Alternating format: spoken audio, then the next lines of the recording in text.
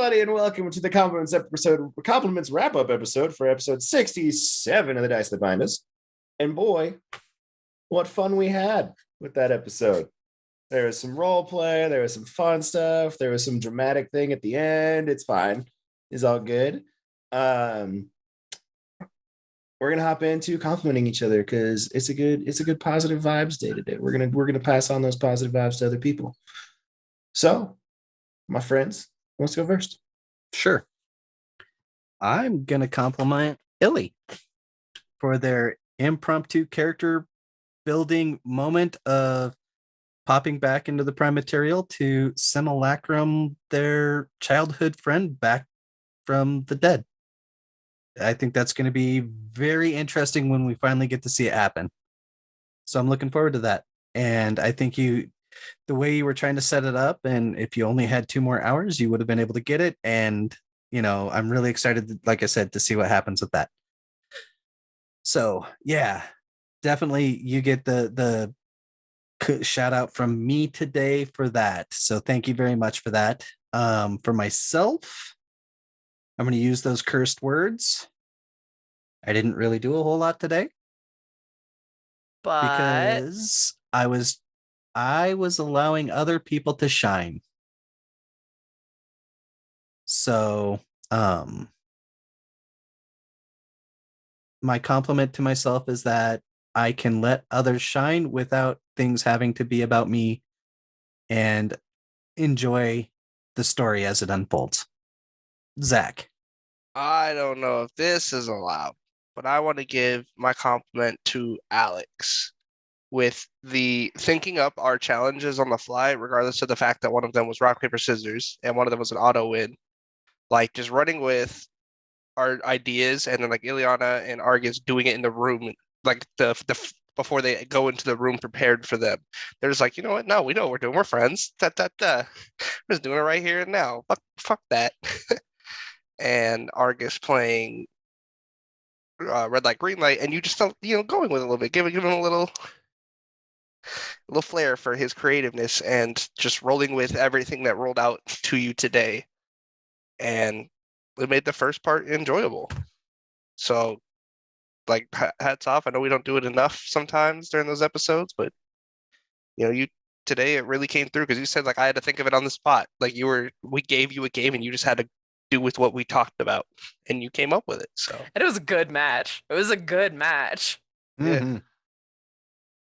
Yeah. For me, I did some shit.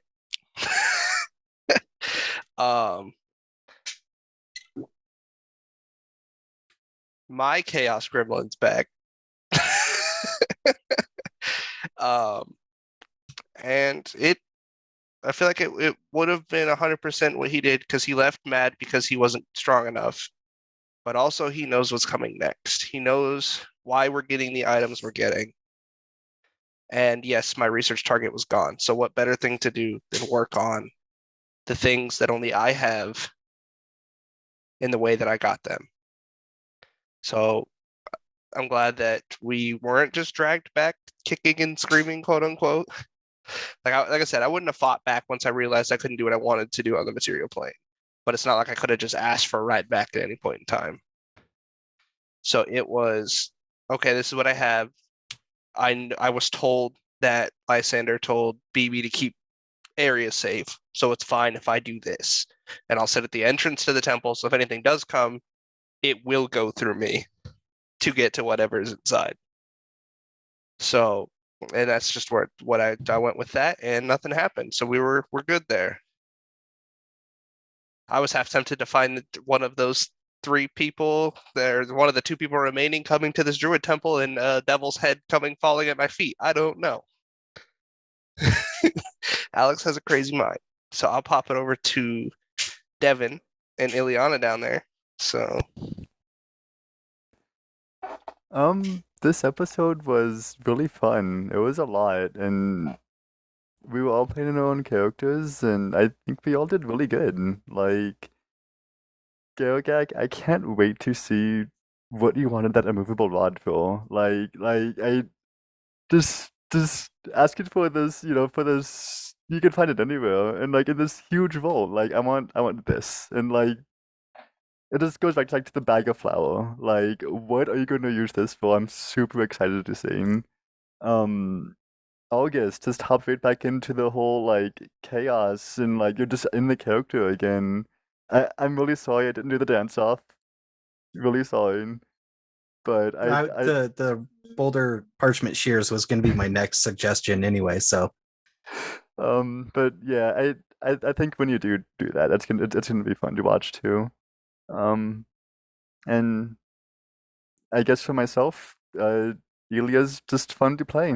Like I my experience with D&D has been like Adventures League and like online Discord stuff, and just like not ever being able to like explore a character like I'm doing with Iliana now. Like it just feels really good to like kind of like, okay, what would she be doing? Like I know what her backstory is, but with access to like all this wizard bullshit, like she can do a lot of stuff. And it's just really fun to just kind of like play around. And I think I'm doing a pretty good job at it. Um, so let's bounce it over to Leonin, Garagak. All right.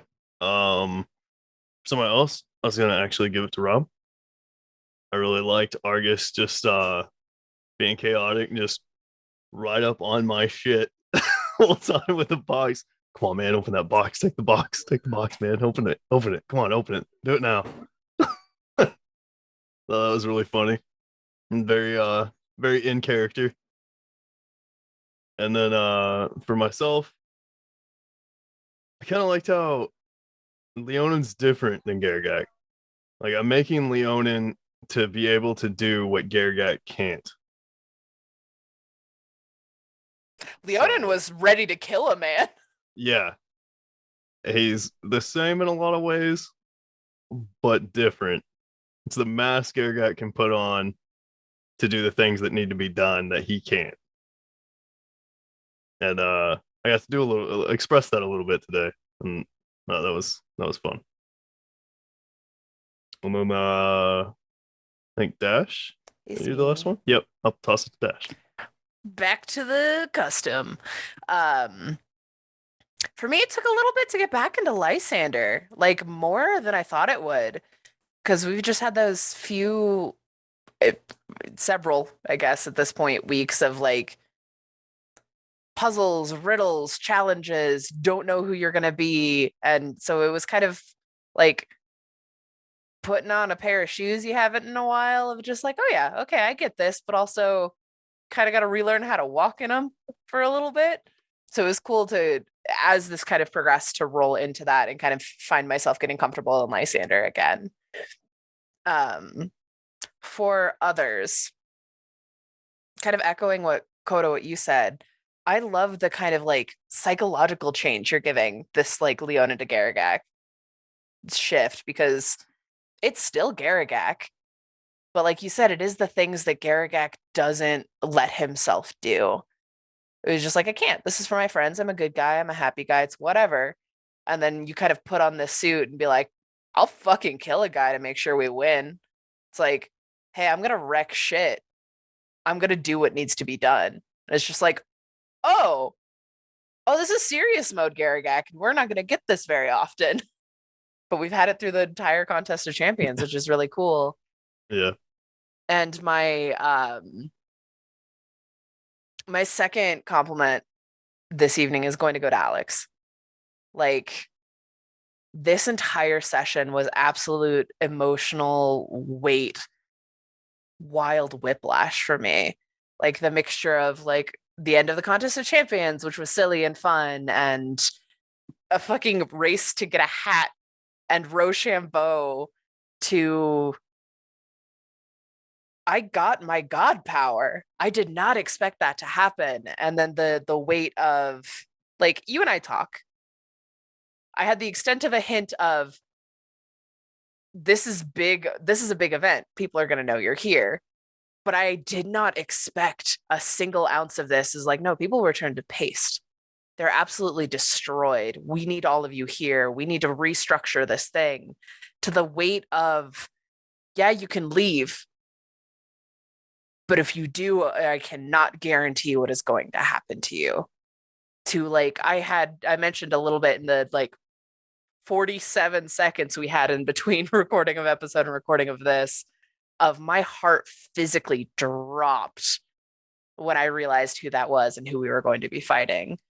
Like, you are so good at putting such emotional weight and like narrative weight into everything you've done for this show.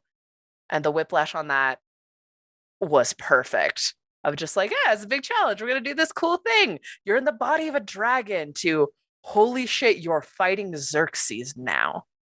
Was just so good. And that is masterfully done. Masterful storytelling, Alex. So thank you for sharing that with us. Thank you. That's very sweet.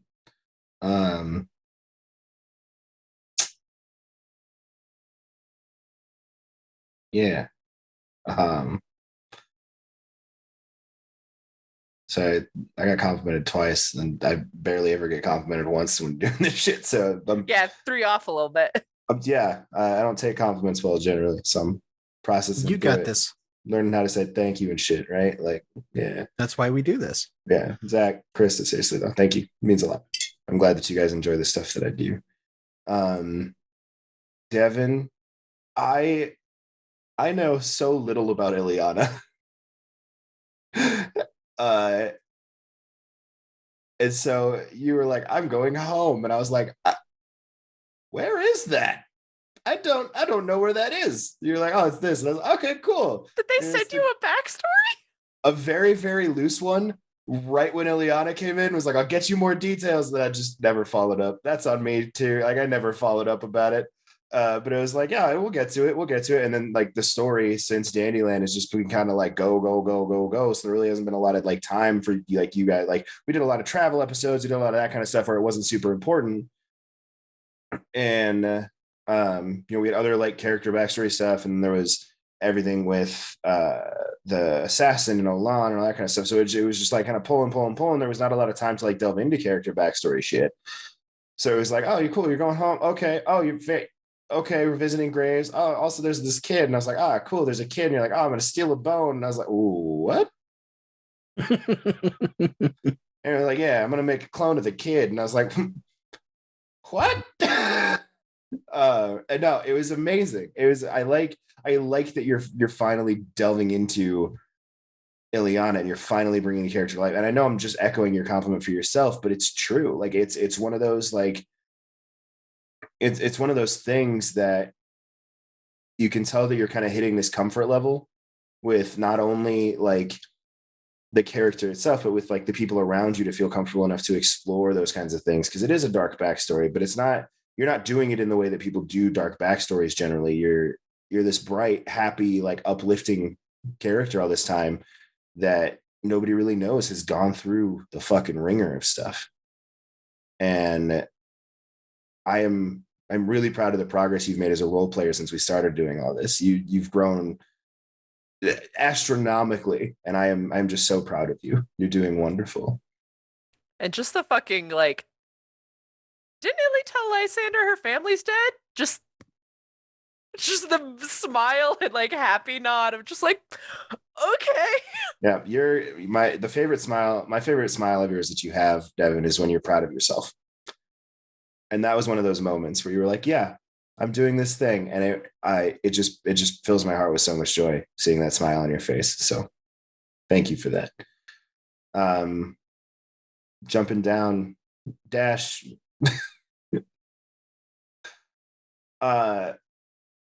You came back into this and you could tell there was that struggle at first. And especially going from Tweak to Lysander. And it was like a major mental pause of like, what was Lysander doing before we came into the contest of champions? I was angry, but why? Well, and so I had the privilege of being in a game with Tweak, or in running a game for Tweak previously. So it was jarring for me the first time that you played Tweak and spoke. Because it was not the voice that I expected to come out of you for playing Tweak. I couldn't was like, remember her character Ah, voice. cool. It was Lysander's. Was it? Yep. Oh, 100%. I And thought I was it was like, just mine. no, I thought you did it intentionally. Like I thought you fully like did not, because it was right around the time that CR2 came out. And that was the one accent I could do. Is And it was Jester's accent. And I was like, yeah, okay, cool. Like you're reviving, it's fine. And so I thought you had done it intentionally of like, no, it's a different character, it's a different thing. And I was like, all right, cool. But no, just seeing you take the strides and take the process, and like you for this, like pretty much all of your challenges were combat. Pretty much all of the things you were doing through the contest was you were looking at a character sheet, you weren't looking at a character. And with that in mind, I think you bounced back extremely well. I don't think you gave yourself enough credit for the rapidity that you did that with, because it was quick and you came back into it quick. And that's something that's extremely hard to do. And I'm really proud of you for that. And then the way that you handled that is very well done. Zach, I missed Chaos Bullshit Tumult. I really, truly did. Tumult went into some serious shit. It was good character growth and it was all that jazz. But man, oh man, did I miss the Tumult that cheers and screams for a crowd and lights off fireworks and does that kind of thing. And I'm glad that you are feeling better, and you're feeling at a point where you can kind of bring that character shit back to an extent, because you're my friend and I care about you and your health. But also it was just this refreshing moment in the middle of that for me, knowing what was coming next, having that hit of levity right at the perfect moment. I have to make it look like I'm trying. I know the plan. It was just one of those moments, man. I was like, it was something we talk about Coda a lot, right? Like where it's like that one moment of levity right at the perfect time that you needed it. And it's not something that like you joke around with the group, you do your things, but I think that was the first time in a while that we've had that just perfect, like picture perfect Tumult moment. And I loved it. It was beautiful. The entire session, everything you were doing this time was just so good. And man, I don't think you would have done that shit 2 years ago. I don't think you would have done that shit a year ago. Like, it was amazing. It was very well done. I probably wouldn't have done that shit yesterday. Well, good. We don't play D&D yesterday. Yeah. Exactly. Every day is a new day. Hero, Rob, my guy, I just so wholeheartedly disagree with you today. You came in, you said the dreaded words, and you're like, oh, I didn't do a whole lot. And I was like, oh, you're so full of shit. It may not feel like it to yourself, right? Like, and I get that. Sometimes it feels like you're taking a backseat, but much along the lines of what Coda was talking to you about, other people have mentioned, is much like everybody else having this time away from your character, we got Argus back. We got that chaos energy coming full bore back into things. We got that passion for the character coming back through. And even if it's the little moments, even if it's, you are a front seat role player. That's how you are. And that's kind of this, and I don't want to like break people into like categories or anything like that, right? But you generally are one of the front seat role players for the party because you're a lot more comfortable with it than a lot of other people were when we started, right? And so I agree with your compliment for yourself that it was cool seeing you take kind of that backseat role play moment and letting other people like just kind of step up into that seat. But at the same time, every little thing you did tonight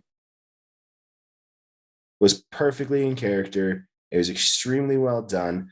Like Coda said with the box, with the conversations with Hemlock, with Purpley, when you're Pinky trying to be discreet, all those little things was seeing Argus come back and seeing the little smile on your face and knowing that you were doing that little thing.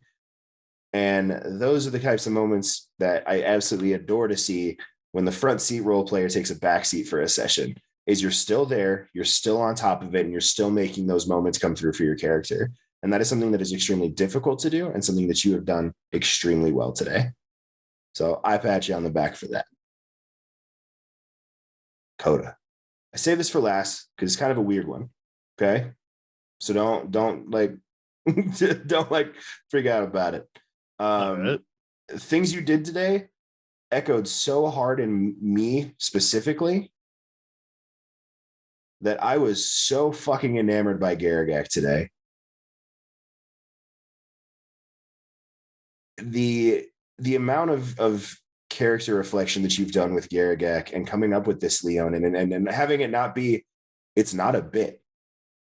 It is to an extent, right? That's what everybody thought was like, oh, he's doing that superhero thing. Oh, it's going to be this funny thing that he's going to stick to. But I have a feeling you had this planned from the moment you decided to buy that suit. And that is top fucking notch role playing. That is phenomenal, Coda. That is something that hardly anybody can do, is put that much forethought into when your character moments are going to come. Taking something that is this abstract, basically like magic item you got, and turning it into a moment for your character to grow and have those moments. That's incredible. That is truly fucking incredible. That's shit that I don't do. I don't know how to compliment you enough on that. And it was something that registered with me specifically, and like I think the reason it hit me so hard was because the thing you're doing with Garagak is a thing that DID brings up in people. It is having another person to rely on to do those things that you can't do yourself. And so it's something that I've dealt with for the last decade and change. And it's something that, and so it's just one of those moments of like, holy shit. That was, I think, the first time that I've like felt like I was represented in a character in anything. And I damn near fucking broke down in tears when it happened. You have made an in-depth character that is fucking brilliant. And you have never done anything like this before this game. Nope. I have said it to you, I think, 100 times since we started this. You are incredible, and you are going to continue to grow, and you will be the best role player at this table, hands down. Hands down. It was an idea I came up with when I got my deitic powers, and you said that I was like obviously like the strongest person in the party at that time because of it. So I really needed to step up and stuff. And I was like, man, Garagak just can't be serious. So I came up with the idea so that Garagak could actually do. But Leonin can. Yes. Now, man, when we had that talk, the one piece of guidance I gave you was like, look, man, you're now the guy for a while. This is where your role play comes out. This is where you make those moments happen, and you have fucking crushed it. I guess that leaves me. I already got 2 compliments today. This Just is because we complimented you means you get a compliment. I know, but like, fuck, like, I also struggle with this as a player in like our home game that we do this in, where the starter was like, every time it gets to me, I'm like, You'd think after like 3 years of practice, you'd have it now. Yeah, you'd think that. No, honestly, today I think I have a lot to be proud of myself for. And I wrote this arc 9 months ago. Wow, really? Damn. Sounds about right. And then I had to rewrite it when, like, as things have come up, progressed. And so I rewrote the entire thing. Is it going to be my brother until we caught him? No. Okay. The ending was the same. It always ended with the Goliath showing up and being the like final boss fight for the contest. That was the whole bit of it. But originally, when it started off, the contest was fighting. it was going to be me putting you guys against 3 PCs on your teams you made and decided for yourself and letting you duke it out. And then I completely rewrote it because I thought that was going to be boring as shit. So I didn't do that. And it was right about that time. I rewrote it basically about the time that I decided to say fuck the book for Storm King's Thunder and start throwing all the homebrew shit on it and start doing all those things. And so I rewrote it to make it more interesting in my eyes. And then Terrence and the Blue Dragon happened. And I had to do it again. Because the ties to Storm King's Thunder no longer mattered. So I had to figure out how to pull this in and reshape it to be something that was going to be fun and lighthearted and this break, because I felt like we all could use it at the time because we'd gone through a bunch of heavy shit. It was like, hey, let's have this fun little break. Get to play as other people, play as monsters, do all this stupid shit that we're doing. I got to come up with some fun games to play and like these different challenges. And it was all this fun thing. And I was like, how do I end it? How do I keep this ending and tie it in with this lighthearted, like, break arc that we're on? And everything worked out to the point where I rewrote how this was going to go 3 weeks ago. While we were in it? While you were in it. Wow. When I added the 2 extra games, I did 2 extra games you guys could play and rewrote the entirety of the ending. And so I was sitting there and processing, and I was like, okay, bad shit's going to happen. I have to get the party together for this to work. I have to make it to where all of you guys are going to be in the same room, same time. Okay, cool. That means the other teammates have to be dead. Okay, cool. Well, maybe in those semifinal rounds, they'll get combat ones, and I can like step it up and I can like shift some shit and make it happen. And I can kill off those people so they get to bring the teammates back. And then I made the hard call that Spartos was out of the tournament. So I couldn't do that. So I was like, okay, how do I do it? So I was bouncing back and forth in my bed, bouncing back and forth. How do I make it happen? And we got to those semifinal rounds, and it was like, okay, the contest plays out. And I blatantly kill off the teammates when there's nothing the party can do about it. I give them the choice. Do they leave? Do they stay? If they leave, they leave. We figure it out from there. But if they stay, I got them. And I think I really did. And that, the look on people's faces when I did all the description of the wings and the sword and the shield and the crown and all these things, I was tossing it out, and everybody was like, okay, there's a badass. And a large Goliath man. And it was a mixture of faces dropping, faces going like, oh, like everybody was feeling it. And it was like, I think it was the first moment I've had since we started that I truly felt like I had done something correct. Like I had hit that mark. And I truly hope that you guys feel the same, like that it actually worked out in a way that made sense. It was so fucking cool. And just like the build of the scene setting before it, of this Colosseum being in a body of the 10.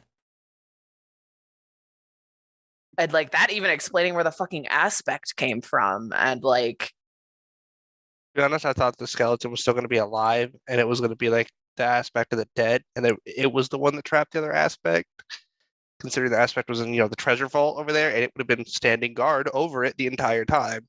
or the vault is where the heart would be. Yeah. Deep in the belly of it's Alex, you did so fucking cool. Uh-huh.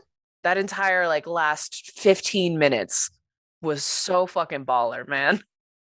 Yeah, I'm really hoping that I didn't overdo it with the contest stuff and I make people like peter out of it and not like keep watching. And that was my biggest like fear through all this entire thing. It's okay. We got a baller ass editor who can streamline it real good and make it interesting. Yeah. No, honestly, the thing Just that I'm leave it. waiting for the most, and it feels bad, but that there's two things that I'm simultaneously waiting on to know if I actually did a good job or not.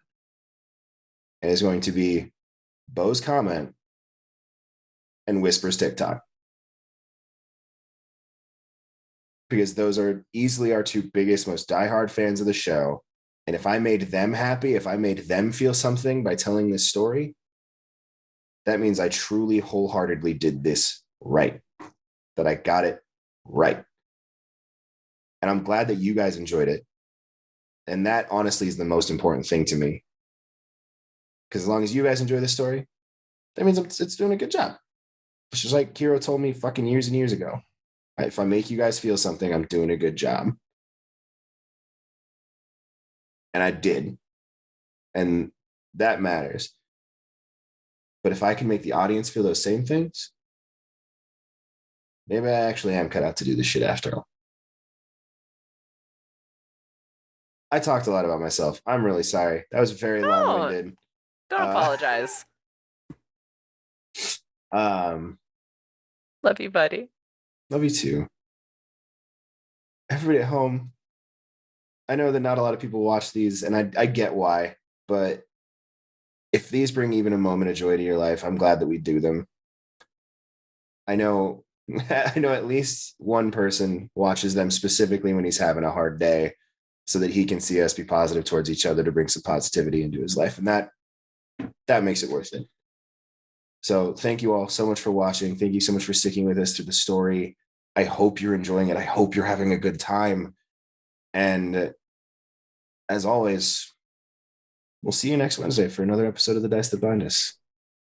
Bye, everybody. Bye-bye.